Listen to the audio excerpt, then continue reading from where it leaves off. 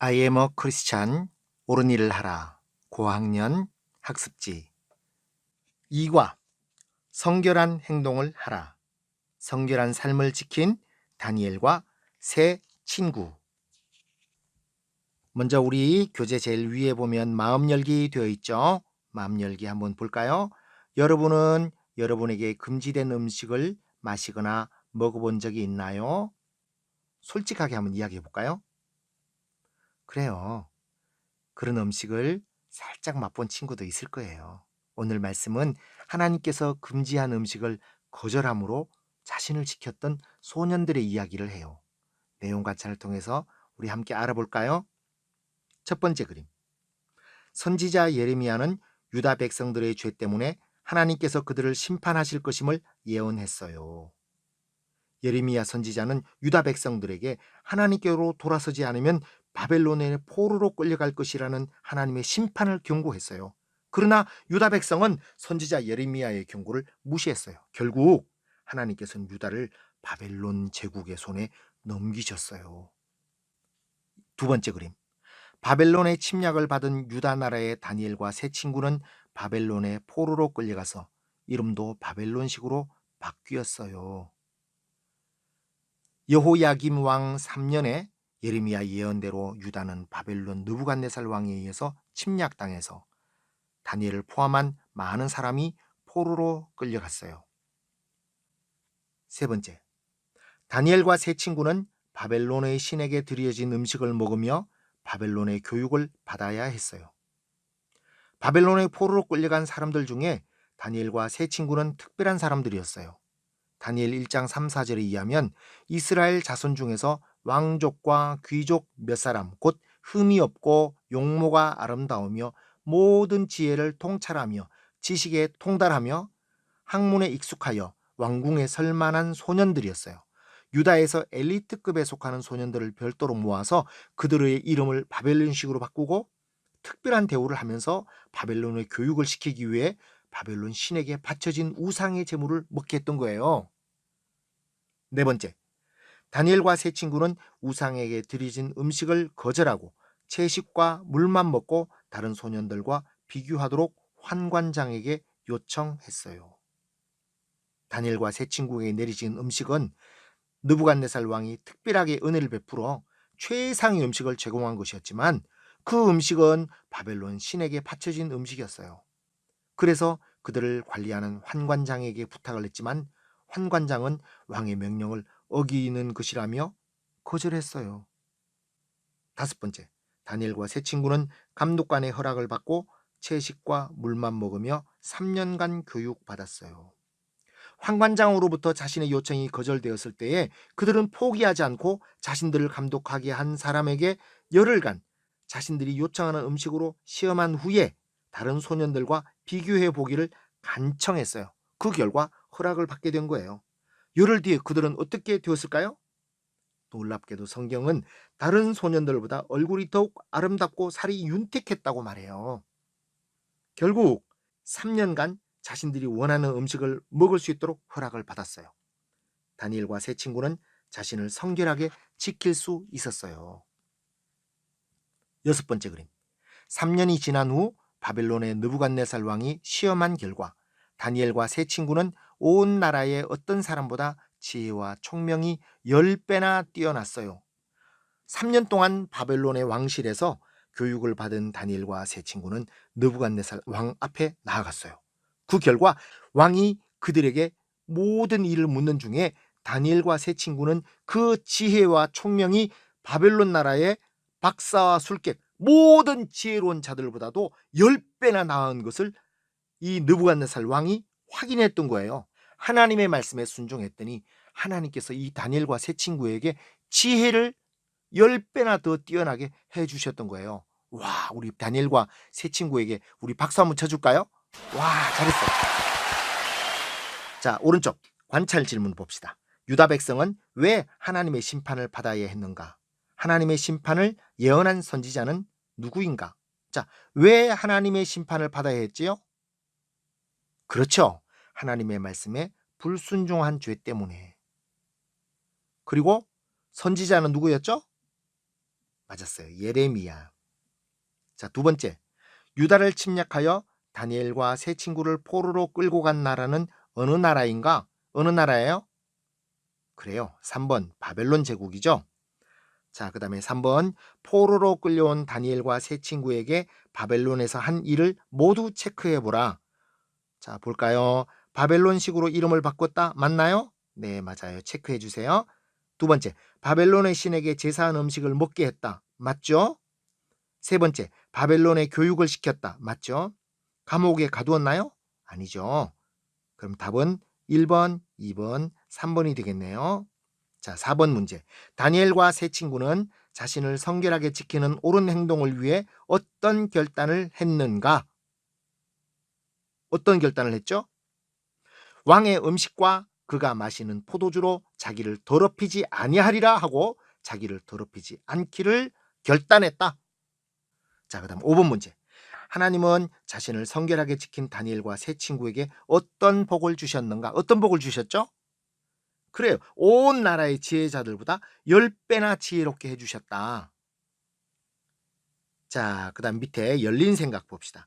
여러분이 바벨론 궁중에서 훌륭한 대우를 받으며 바벨론 최고의 교육을 받고 있는 다니엘과 세 친구라면 왕이 내린 음식을 어떻게 대하겠는가? 그리고 왜 그렇게 할 것인지 생각을 나누어 보라. 우리 진지하게 한번 생각해 봅시다. 여러분에게 최고의 음식이 이렇게 내려온다. 그런데 그것이 하나님께서 기뻐하시지 않는 음식이다. 그런다면 여러분들은 어떤 선택을 하겠나요?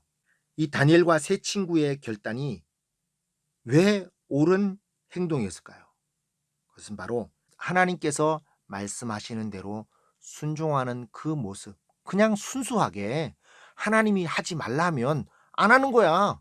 그리고 하나님이 하라고 하시는 것은 하는 거죠. 그 순수한 마음으로 하나님의 말씀에 순종하고 행동했더니 다니엘에게 큰 복을 주신 것이죠. 자, 그다음 적용 질문. 여러분이 옳지 못한 행동을 하도록 강요당한다면 어떻게 하겠는가? 솔직히 여러분이 속해 있는 학교라든가 친구 또 학원 이 모든 곳에서 여러분이 어떤 결정을 내리기는 참 쉽지 않아요. 하나님의 말씀대로 순종한다는 것은 쉬운 일이 아니에요.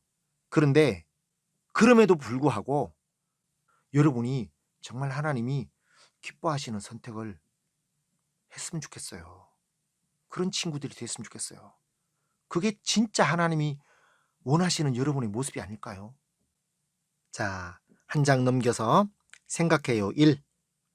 아래의 글을 읽고 성결에 대해 생각해 보세요. 배와 그리스도인의 공통점. 만화로 되어 있는데 한번 볼까요? 배는 물이 없으면 뜰 수가 없지. 그렇다고 배 안에 많은 물이 들어오면 어떻게 될까? 배는 가라앉고 말아. 1912년 침몰한 타이타닉호는 세계에서 가장 유명한 침몰선이야. 직접 이것이 타이타닉호가 침몰한 그 현장에서 찍은 사진이에요. 배와 그리스도인의 공통점이 무엇인지 그림을 보면서 1912년 침몰한 타이타닉호를 관찰하고 있는 잠수부들의 이야기를 한번 읽어보세요. 자, 그런 다음에 앞에 내용들을 이렇게 봅니다. 배는 물이 없으면 떠 있을 수 없지만 반대로 배 안에 물이 들어온다면 배의 역할을 할 수 없고 침몰하게 돼요. 그리스도인도 마찬가지예요. 그리스도인은 이 세상 사람들과 함께 살아가요. 그죠? 그러나 그리스도인은 하나님 나라에 속한 사람이므로 이 세상 사람들이 생각하고 살아가는 기준에 맞춰 사는 것이 아니라 하나님께서 기뻐하시는 방법의 기준에 맞춰서 옳은 행동을 하며 살아야 해요. 성경에서는 이것을 가리켜 거룩한 삶 또는 성결한 삶이라고 해요. 오늘 관찰 내용의 다니엘과 세 친구는 이렇게 성결한 삶을 살기 위해 힘쓴 사람들이에요. 자, 그 다음에 생각해요. 2 한번 봅시다. 성결한 삶을 지키지 못하게 방해하는 것과 그 결과를 서로 연결하고 하나님의 말씀을 찾아 연결하며 성결한 삶에 대해 생각하세요. 인터넷, 영상 어디로 연결하면 될까요? 제일 오른쪽 칸에 보면 수업 시간에 집중이 안 됨, 친구 관계가 단절되게 함, 폭력적인 성격을 갖게 됨, 지나친 피로감을 갖게 됨, 그리고 게임, 음란물 매체 중독에 빠지기 쉬움. 여러분들 그런 것 같아요? 그렇다면 이러한 행동에 대해서 하나님이 우리에게 주신 말씀은 무엇일까요? 어느 쪽으로 줄을 꺼야 될까요? 오, 제일 왼쪽 칸으로 줄을 끄면 되겠네요. 하나님을 두려워하는 가운데서 거룩함을 온전히 이루어 온갖 더러운 곳에서 자신을 깨끗하게 하자. 깨끗하게 해야 되겠죠, 그죠? 자, 두 번째, 담배. 담배는 줄이 미리 끄져 있죠, 그죠? 뭐라고 돼 있어요? 각종 암에 걸릴 확률이 20배 높아짐, 심장마비, 뇌졸중의 원인이 됨, 피부 노화를 빠르게 진행시킴. 밑에 성구도 연결돼 있죠, 그죠? 너희 몸은 너희가 하나님께로부터 받은 바 너희 가운데 계신 성령의 전인 줄을 알지 못하느냐? 고린도전서 6장 19절 말씀. 그 다음에 게으름 봅시다. 게으름. 게으름은 어디로 줄을 꺼야 될까요? 네, 바로 밑에 있죠, 그죠? 바로 밑으로 줄을 꺼 봅시다. 아무런 목적도 이룰 수 없음, 비만의 원인이 됨, 변화와 요구에 무관심해짐, 사회에 도움이 되는 사람이 될 수 없음, 정신적, 육체적 건강을 잃게 됨. 그럼 이에 대해서 게으름에 대한 하나님의 권면의 말씀은 어느 것일까요? 네, 두 번째 있죠. 게으름이 사람으로 깊이 잠들게 하나니 태만한 사람은 줄일 것이니라. 성경은 게으른 것에 대해서 이렇게 말씀하고 계세요. 그 다음에 술, 패스트푸드. 남아있는 칸이 어느 걸까요? 네, 두 번째. 뇌 조직을 파괴함, 기억장애인, 치매를 일으킴, 간경화와 간암의 주 원인, 염증과 각종 암을 일으킴. 이건 술이에요. 그 다음에 패스트푸드는 비만의 주요 요인이 됨, 당뇨병을 증가시키는 원인이 됨, 지각 능력에 손상을 줌. 이렇게 술과 패스트푸드도 굉장히 우리에게 안 좋아요. 이에 대한 말씀은 고린도전서 5장 11절 말씀. 술 취하거나 속여 빼앗거든 사귀지도 말고 그런 자와는 함께 먹지도 말라. 성경 로마서 12장 1절에서 2절 말씀은 우리에게 이렇게 말씀해요. 그러므로 형제들아, 내가 하나님의 모든 자비하심으로 너희를 권하노니 너희 몸을 하나님이 기뻐하시는 거룩한 산 제물로 드리라. 이는 너희가 드릴 영적 예배니라. 너희는 이 세대를 본받지 말고 마음을 새롭게 함으로 변화를 받아 하나님의 선하시고 기뻐하시고 온전하신 뜻이 무엇인지 분별하도록 하라. 뭐라고 했어요? 이 세대를 본받지 말고 하나님의 말씀에 따라서 행동하라고 말씀하고 있죠. 그렇게 할 수 있도록 힘써야 되겠죠. 자, 생각해요 3. 이과에서는 생각해요가 많아요. 그만큼 우리가 생각하고 행동해야 되기 때문에 생각해요가 3단계까지 있어요. 자, 스마트폰의 좋은 점과 나쁜 점을 5가지씩 적고 나눈 후 작성하여 스마트폰 중독에 대해 점검하세요. 좋은 점이 무엇이 있을까요? 좋은 점은 굉장히 많아요. 다방면으로 많은 정보를 쉽게 얻을 수 있다. 학습에 도움을 받을 수 있다. 메신저, SNS 통화, 영상 통화를 통해 누구에게든지 쉽게 소통할 수 있다. 취미 생활을 편하게 할 수 있다. 활용도가 높다. 내비게이션, 메모, 녹음, 지도, 버스, 지하철 노선 검색, 그다음에 건강 관리 등 아주 다양하게 정말 좋은 게 많아요. 터치 한 번으로 할 수 있는 게 너무 많아요. 그죠? 심지어 스마트폰으로 보일러 컨트롤, 그다음에 집안의 그 보안이라든가 이 모든 것들도 스마트폰으로 다 가능해요. 심지어 출석 체크도 스마트폰으로 하는 학교도 있대요. 여러분의 학교도 그런가요? 그런데 이렇게 좋은 점만 있다면 얼마나 좋을까요? 나쁜 점이 뭘까요? 중독성이 강하다. 눈의 피로도가 심하다. 스마트폰에서 나오는 블루라이트가 시력을 저하시키는데 엄청나게 나쁜 영향을 준대요. 그리고 가족, 친구 등 사람들 간의 대화 단절에 문제가 있다. 그 다음에 신체 발달과 사회성 발달, 언어 발달에 부정적인 영향을 미친다. 개인정보 유출 취약, 수면장애. 왜 그럴까요? 이불 속에서 스마트폰 하고 있으니까. 집중력 저하, 전자파로 인한 성장, 성기능 저하, 거북목 증후군 증가. 목을 앞으로 당겨가지고 스마트폰 하다 보니까 거북목 증후군 환자가 너무 많대요. 학습 능력 저하. 여러분들 다 인정하죠? 스마트폰은 우리에게 가장 필요하고도 편리한 도구이면서도 우리의 마음을 성결하게 지키지 못하는 가장 큰 요인이 돼요. 그 스마트폰 중독 점검표를 체크하면서 여러분의 스마트폰 사용 실태를 한번 점검해 보세요.